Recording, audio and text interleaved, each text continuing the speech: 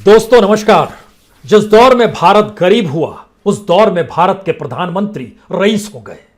जिस दौर में नागरिकों की आय कम होती चली गई उसी दौर में प्रधानमंत्री पर होने वाला खर्च बढ़ता चला गया।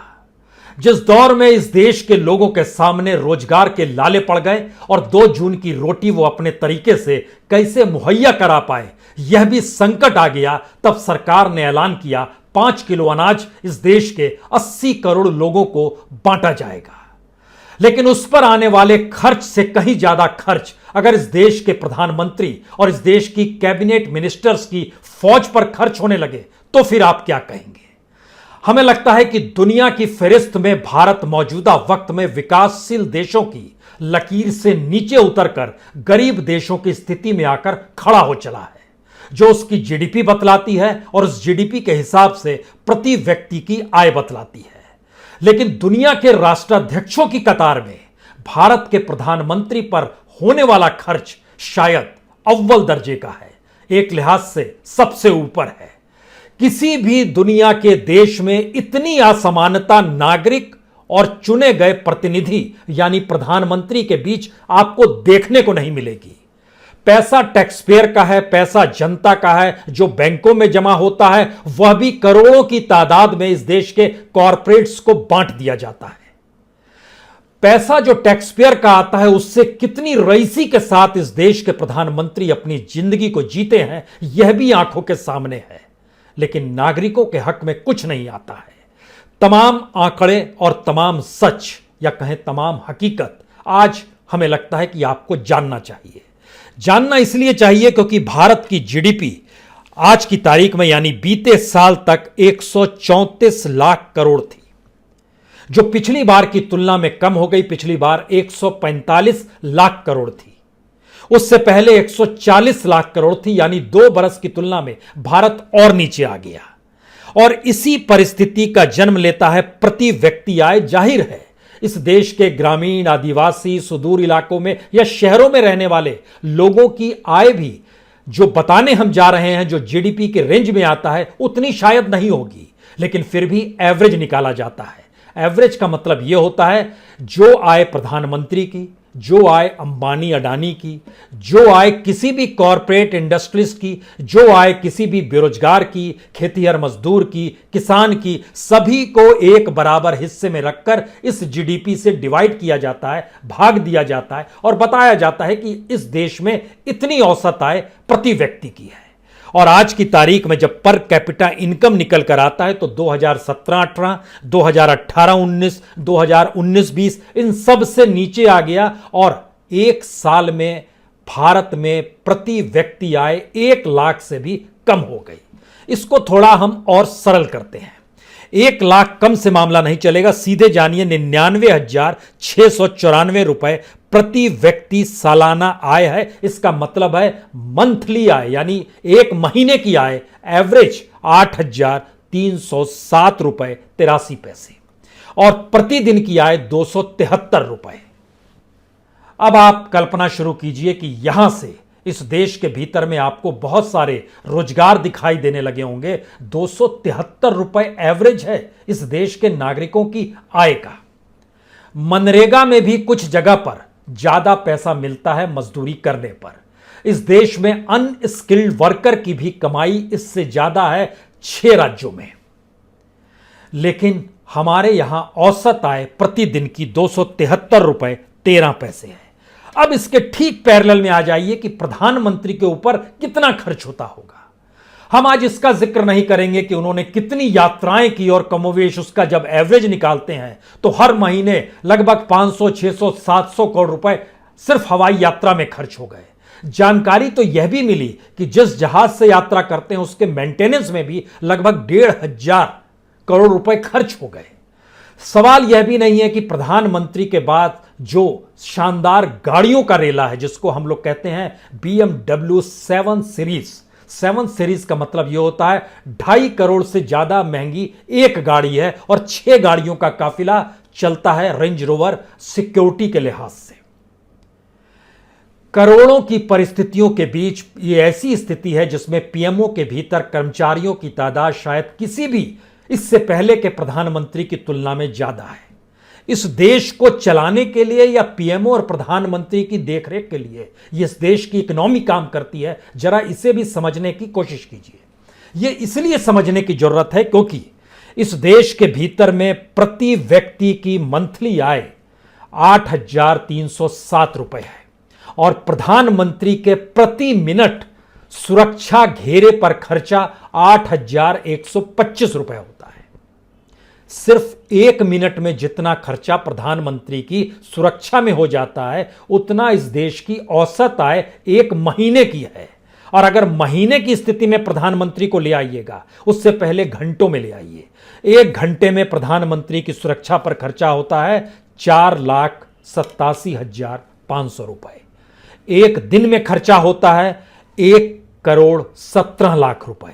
1 मंथ में खर्चा 350 करोड़ के अट पार और सालाना खर्चा 429 करोड़ रुपए। जी, एकमात्र देश में सुरक्षा कर्मी एसपीजी जो होती है, स्पेशल प्रोटेक्शन फोर्स ग्रुप जो है, यह एसपीजी सिर्फ प्रधानमंत्री के लिए ही है। इससे पहले होता था, गांधी फैमिली को दिया जाता था, मनमोहन सिंह जो पूर्व प्रधानमंत्री थे उनको भी मिली थी। यह राजीव गांधी के काल से शुरू हुआ था एसपीजी, लेकिन आज की तारीख में सिर्फ प्रधानमंत्री के हिस्से में है। बाकी सभी से जो भी एसपीजी की सुरक्षा थी उसको हटा ली गई और जो खर्चा हमने आपको बताया वो सिर्फ एसपीजी का है, प्रति मिनट का 8,125 रुपए, जो सिर्फ प्रधानमंत्री के लिए ही सुरक्षा करते हैं और यही बजट में एलोकेट किया गया। इस देश के भीतर में जब आप मनरेगा का काम करने जाइएगा तो इस देश की जो औसत आय है 1 दिन की 273 रुपए 13 पैसे, हरियाणा में 309 रुपए मिलते हैं काम करने पर अनस्किल्ड लेबर। केरल में 291 रुपए 291 रुपीज मिलते हैं, गोवा में 280 रुपए मिलते हैं, कर्नाटक में 275 रुपए मिलते हैं, पंजाब में 263 रुपए मिलते हैं, मनरेगा के तहत 205 रुपए मिलते हैं। तो यह देश मनरेगा मजदूरी के मातहत ही जीवन जी रहा है, लेकिन बात तो ऐसी नहीं चलेगी क्योंकि आंकड़े तो कुछ और कहते हैं। इस देश के आंकड़े बतलाते हैं कि इस देश के भीतर में सिर्फ 1 बरस के भीतर में हर दिन जो कमाई होती चली गई, इस देश में सबसे ज्यादा रफ्तार से कमाई करने वाले की वो है अडानी। अडानी हर घंटे में 75 करोड़ रुपए कमा रहे थे। कमाल की स्थिति है, हर घंटे 75 करोड़ रुपए। और इस देश के बैंक जो थे हर दिन 878 करोड़ रुपए लोन देते रहे, जो एनपीए में तब्दील होता चला गया। लोन तो ज्यादा दे रहे थे लेकिन एनपीए में तब्दील, यानी ये पैसा वापस लौटा नहीं, सरकार को रिटर्न ऑफ करना पड़ा। हर दिन 878 करोड़ रुपए कॉरपोरेट को, इंडस्ट्रियलिस्टों को, सरकार के करीबी लोगों को जो उद्योग चलाते हैं, ये सारी चीजों को लेकर लोन दिया जाता रहा 878 करोड़ हर दिन। सवाल यह है कि इसके दूसरे अक्ष तले ऐसी कौन सी परिस्थिति है कि हमारी जीडीपी कम होती चली गई, हमारी पर कैपिटा इनकम कम होती चली गई, महीने दर महीने कम होती चली गई और स्थिति धीरे धीरे ये आ गई कि 1971 में भारत ने ही जिस बांग्लादेश का अंतर्राष्ट्रीय मानचित्र पर निर्माण किया था, उसकी आय भी भारत के अट पार आ गई।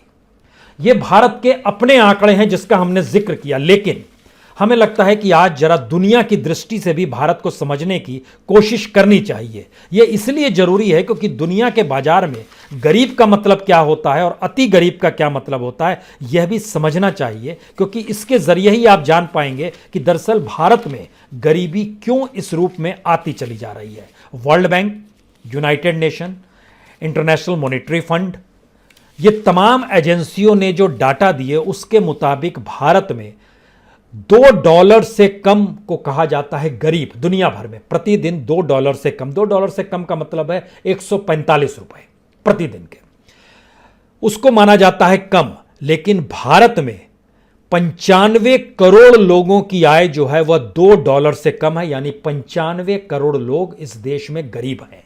अब दूसरा सवाल आता है, इस गरीब के नीचे भी एक लकीर होती है, उस रेखा से भी नीचे।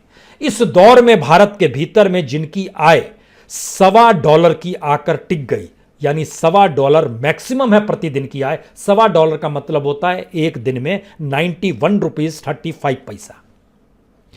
उनकी संख्या इस देश में 28 करोड़ 50 लाख है जो कि गरीबी की रेखा से नीचे आकर टिक गए। यह अंतर्राष्ट्रीय मापदंड है जिसके लिहाज से हम कहते हैं कि इनकी आय मंथली और ईयरली के दौर पर आइएगा तो 2,740 रुपए मंथली होगी, ईयरली होगी 33,343। अब इसके तुरंत रिफ्लेक्ट कीजिए प्रधानमंत्री के खर्चे पर। प्रधानमंत्री को इन्हीं नागरिकों ने चुना है जो वोट डालते हैं, करोड़ों वोट देते हैं। इन करोड़ों लोगों की अपनी स्थिति क्या है, हमें लगा कि इसके लिए समझने के लिए बनारस को ही क्यों ना समझ लिया जाए, जो प्रधानमंत्री की कॉन्स्टिट्यूंसी है और जहां की आर्थिक परिस्थितियां जो है उसका जो एवरेज निकल कर आया वह 62% लोग बनारस के भीतर रहने वाले गरीब हैं। 62% लोग, हर 100 में से 62 लोग गरीब हैं। जो गरीब नहीं है और जिनकी आय कॉम्पैटिबली कुछ भी ठीक है, उनकी आय इतनी ज्यादा है कि प्रधानमंत्री की 6 गाड़ियां जो BMW 7 सीरीज की एक साथ स्टार्ट होती है और 7 RCR से निकलकर संसद तक पहुंचती है, जो ये 6 किलोमीटर का रास्ता जब ये नापते हैं तो उसमें जितना पैसा खर्च हो जाता है वह बनारस के तकरीबन 1000 लोगों की एक दिन की आय के बराबर होता है। सिर्फ वो पेट्रोल का खर्चा। बहुत कम माइलेज देती है, बड़ी रईस गाड़ी है। दुनिया के राष्ट्राध्यक्षों के पास इतनी महंगी गाड़ी तमाम देशों में कहीं मिलेगी नहीं। हां, अमेरिका में मिल जाएगी, आपको फ्रांस में भी मिल जाएगी, लेकिन दुनिया के दूसरे देशों में राष्ट्राध्यक्षों पर इतना खर्च नहीं मिलेगा। भारत, दूसरे देशों का क्या जिक्र करें, अपने ही देश के भीतर झांक कर देखना चाहिए, क्योंकि भारत के भीतर में इस बात का जिक्र बार बार होता था कि जितना पैसा इस देश के प्रधानमंत्री पर खर्च होता है, जितना कैबिनेट पर खर्च होता है, जितना मंत्रालयों को चलाने वाले लोगों पर खर्च होता है, अगर उस पूरी की पूरी स्थिति को मिला दिया जाए एक साल के लिए, तो यह जो अनाज 80 करोड़ लोगों को दिया गया उसका डाटा भी निकलकर सामने आया कि दरअसल ये अनाज देने पर जो खर्च किया गया उससे ज्यादा खर्च तो इस देश में सरकार चलाने वाले उन लोगों पर हो जाता है जो लोग शायद बहुत कुछ करते हैं, या फिर बहुत कुछ करते हैं तो लोगों के पास कुछ आ क्यों नहीं पाता है। 2020 में महामारी के वक्त में जो अप्रैल से नवंबर तक 8 महीने तक 5 किलो अनाज प्रति व्यक्ति को दिया गया, यह टोटल था 322 लाख टन अनाज। इसकी सब्सिडी कॉस्ट सरकार को पड़ी 1,22,000 करोड़ रुपए। 1,22,000 करोड़ रुपए जोड़ जाइए आप। 2021 में मई से नवंबर तक, कल ही ऐलान किया गया कि हम नवंबर तक मुफ्त में अनाज देंगे, 5 किलो अनाज। इसका मतलब है 7 महीने यहां भी हो गए। इन 7 महीनों में 280 लाख टन अभी तक आया और 90,000 करोड़ रुपया टोटल सब्सिडी कॉस्ट होगा सरकार के हिस्से में। यानी दोनों मिला दीजिएगा अगर, तो इसका मतलब यह है कि तकरीबन 2-2.25 लाख करोड़ रुपए सरकार पर यह सब्सिडी कॉस्ट पड़ा, जिसके जरिए इस देश के 80 करोड़ लोगों का पेट की भूख मिट जाएगी। अब सवाल यह है कि यह जो 2 लाख करोड़ रुपए है, जब खर्चा निकाला गया कि इस देश की सरकार के तमाम मंत्रालयों को चलाने वाले पर कितना खर्च आया, तो पता चलता है कि यह 8 लाख करोड़ का है। यानी 80 करोड़ लोग इस देश के भीतर में जो 5 साल तक खा सकते हैं, उतना 1 साल के भीतर में उन मंत्रालयों को चलाने वाले मंत्री महोदय को लेकर और सारे ब्यूरोक्रेट्स पर खर्च हो जाता है। अब आप क्या करेंगे? इतनी रईसी परिस्थितियों के बीच दुनिया का कोई देश आपको जीता हुआ दिखाई नहीं देगा। लेकिन जब हम इस बात का जिक्र कर रहे हैं तो हमें लगता है कि कुछ डाटा आपके पास इसलिए आने चाहिए क्योंकि एक बात का हमने जिक्र किया कि प्रधानमंत्री के जो एयरक्राफ्ट था उसके मेंटेनेंस पर जनरल वीके सिंह ने जानकारी दी थी पार्लियामेंट के भीतर में 1,583 करोड़ रुपए खर्च हो गए। सिर्फ विदेशी यात्राओं का खर्चे का जिक्र नहीं करते हैं क्योंकि इसकी ठीक तुलना में हमने एक दूसरा राज्य चुना, डबल इंजन की सरकार बिहार को चुना। बिहार के भीतर में सरकार के पास पैसा नहीं है, जिस बिहार को लेकर ना जाने कितने लाख करोड़ के पैकेज का ऐलान दिल्ली ने किया, यानी प्राइम मिनिस्टर मोदी ने किया। आप कल्पना कर सकते हैं कि बिहार में 3,276 स्कूल ऐसे चल रहे हैं, इसमें प्राथमिक विद्यालय भी है और इसमें मध्य विद्यालय भी है, जिसमें एक ही शिक्षक है। नियम से वहां पर 5 से ज्यादा शिक्षक होने चाहिए, लेकिन हम बाकी 4 शिक्षक को रखने की स्थिति में नहीं आ पाते हैं। 12,000 स्कूल ऐसे हैं जो सिर्फ 2 शिक्षकों के भरोसे चलता है।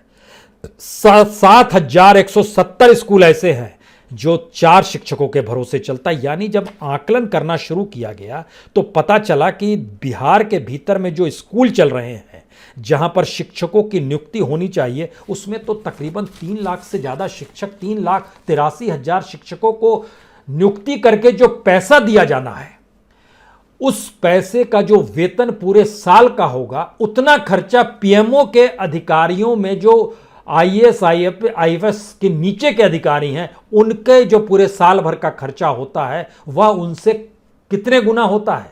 वह लगभग 20 गुना बैठता है। और एक तरफ पूरे राज्य का जिक्र है। यह एक आंकड़ों की दृष्टि इसलिए बड़ी महत्वपूर्ण है क्योंकि इस दौर में जब हम गरीब और रईसी का जिक्र कर रहे थे तो हमारे पास कोई विजन होना चाहिए। यह देश कैसे अमीर होगा? इंडस्ट्री चलनी चाहिए, फैक्ट्री चलनी चाहिए, लेकिन विजन नहीं हुआ तो क्या हुआ कि हर महीने 15,000 करोड़ के राजस्व का घाटा इंडस्ट्रियों के बंद होने से मौजूदा वक्त में हुआ है। बीते 1 साल में फैक्ट्रीज जो बंद रही, हर दिन लगभग 100 से 120 करोड़ रुपए का घाटा लगातार होता चला गया। जो लोग लोन ले रहे थे, जो लोग पैसा निकाल रहे थे और लोन लगातार बढ़ते चला जा रहा था, वह सिर्फ 3 से 4 महीने के भीतर में जब पहली लहर खत्म हो गई और दूसरी लहर आई नहीं थी, जानकारी मिली कि उसी बीच में 1.5 लाख करोड़ रुपए बैंकों का लोन लोगों ने उठा लिया और लौटाया ही नहीं, क्योंकि उसकी जो म्याद 180 दिन की होती है वह भी पार कर जाती है, उसमें भी नहीं लौटाया। देश रईस है या गरीब है? देश गरीब है, प्रधानमंत्री रईस है, गवर्नेंस रईस है, इस देश को चलाने वाले रईस है, जो भी सत्ता में है वो रईस है, उस पर अथाह खर्च होता है। और यही बात, जिन बातों का हम आपसे जिक्र कर रहे हैं, तो इसमें एक बात समझिए कि जनता को कैसे मूर्ख बनाया जाता है। जब जिक्र हुआ था इस देश में पहली बार महामारी का, आपके जहन में याद होगा 20 लाख करोड़ का पैकेज का ऐलान किया गया था। पहली बार लगा 20 लाख करोड़ का पैकेज, यानी प्रधानमंत्री तो अपने खर्च जो उनके ऊपर खर्च होता है पहली बार उसी मुताबिक उन्होंने ऐलान किया है, दिल खोलकर ऐलान किया है। लेकिन आज की तारीख में जब उसका एनालिसिस करना शुरू करते हैं तो पता चलता है कि 20 लाख के बदले 2 से 3 लाख करोड़ से ज्यादा खर्च सरकार ने किया ही नहीं, और जो भी खर्च किया वो गरीब कल्याण पैकेज पे खर्च हुआ, प्रवासी मजदूरों पे खर्च हुआ, मनरेगा पर खर्च हुआ, मुफ्त अनाज पर खर्च हुआ, या डायरेक्ट बेनिफिट जो अकाउंट में डाल दिया उसी पर खर्च हुआ। लेकिन कहा क्या गया था? याद कीजिए, पिछले साल लौट जाइए जब 20 लाख करोड़ का ऐलान किया गया था। 26 मार्च को कहा गया गरीबों के लिए 1,92,000 करोड़ रुपया यकीनन ये दिया गया, हमने मान लिया। उसके बाद आइए 13 मई को जिन बातों का जिक्र था लगभग 6 लाख करोड़ का, 5,94,000 करोड़ का, इसमें छोटे व्यवसाय को कर्ज देना था, जो वित्तीय कंपनियां होती हैं उनको खर्च देना था, जो गैर वित्तीय बैंकिंग वित्तीय कंपनी होती है उनको देना था, बिजली वितरण कंपनी को मदद देना था। इकोनॉमिक पैकेज 3 करोड़ के जिक्र हुआ, खेती किसाने के लिए 1.5 करोड़ का जिक्र हुआ, संरचनात्मक सुधार जो कहते हैं कोयला के क्षेत्र में, बिजली के क्षेत्र में, खनन के क्षेत्र में, रोजगार के क्षेत्र में, उस पर खर्च करना था। और आरबीआई ने एक ऐलान किया था, उसको भी इसी में जोड़ा गया था, वो तकरीबन 8 लाख करोड़ का था। आरबीआई से जरा समझ लीजिए तो सारी चीजें साफ हो जाएंगी, क्योंकि 20 लाख करोड़ में से 8 लाख करोड़ तो आरबीआई ने अलग अलग जो उपाय के ऐलान किए थे उसके मातहत जानकारी दी थी। लेकिन दरअसल ये लिक्विडिटी पैकेज था। लिक्विडिटी पैकेज बैंकों को ऑफर किया जाता है और संयोग से बैंकों ने इस ऑफर को लिया ही नहीं। यानी इस देश के नियम कायदे के तहत आरबीआई का ऐलान और बैंकों ने मना कर दिया, हम नहीं लेंगे, क्योंकि जो क्रेडिट ग्रोथ आप देखिएगा 5 to 6%, उससे ही समझ जाइएगा कि बैंकों ने इस ऑफर को नहीं लिया। यानी खर्च 20 लाख करोड़ नहीं, सरकार ने सिर्फ 2 लाख करोड़ किया। यानी किस तरीके से जनता को मूर्ख बनाया जा सकता है, ये जानते समझते हुए कि इस देश की स्थिति लगातार नाजुक होती चली जा रही है। सवाल ये नहीं है कि अब हम लोग एजुकेशन का जिक्र करें, हेल्थ का जिक्र करें, या किसी भी सेक्टर का जिक्र करके यह बताएं कि स्थिति देखिए कितनी नाजुक है।